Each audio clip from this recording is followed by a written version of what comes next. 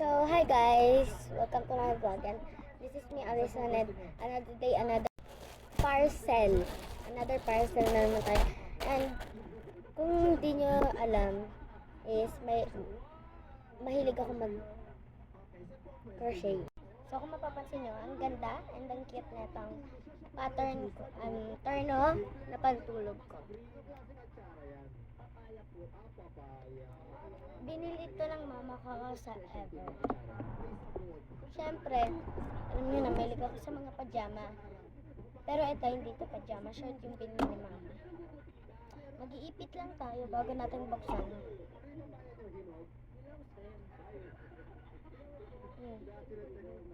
So guys, let's open this.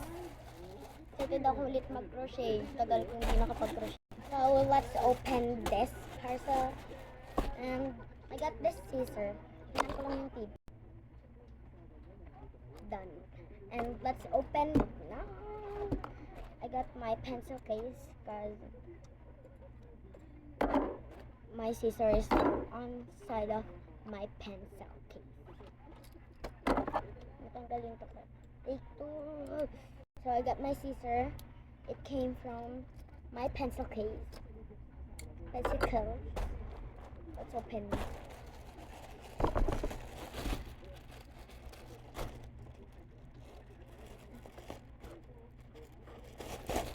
Wow.